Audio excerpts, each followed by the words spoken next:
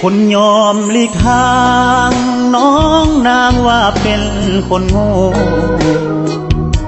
คนเห็นแก่โตน้องเอิ้นว่าคนสลาดน้องเว้าคำนี้มันย่ำยีใจอ้ายขนาดสิยอมเป็นคนสลาดหรือเป็นคนโง่ดีเนาะผู้ชายคนนั้นเขาอาลังการทุกอย่างถ้าแต่งกับนางคงเหมาะสมกะเดียกะดอพ่อแม่น้องยัวใส่ให้ได้ใจเพิ่นสะน้อบ่อยากขวางคอจึงขอหลีกทางนี้ไปคนยอมเสียสละขอห้องอย่าเอิ้นว่าโง่คนบ่เห็นแก่โตชีวิตมันไปได้ไกล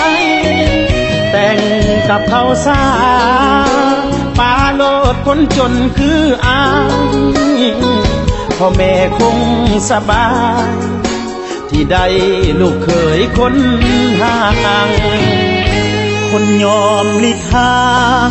น้องนางว่าเป็นคนโง่อายกาสิโซฮับเอาคำเว้าแทงทางพ่อแม่น้องบ่มักเลยบ่ได้เป็นเคยเฮือนนางย่านคนหลับตาสังยามนั่งกินข้าวห่วมผ้า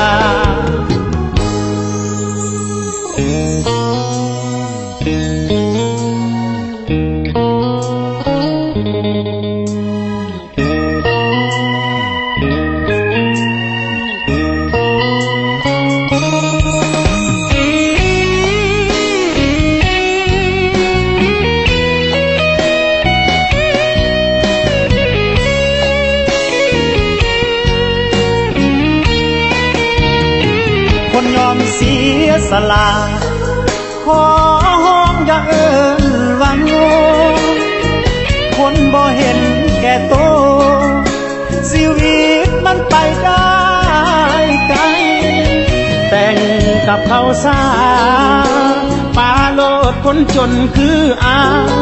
ยพ่อแม่คงสบายที่ได้ลูกเขยคนห่างคนยอมหลีกทางน้องนางว่าเป็นคนโง่อายกาสิโซฮับเอาคำเว้าแทงทาง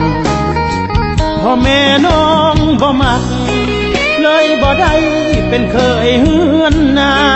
งย่านคนหลับตาสัง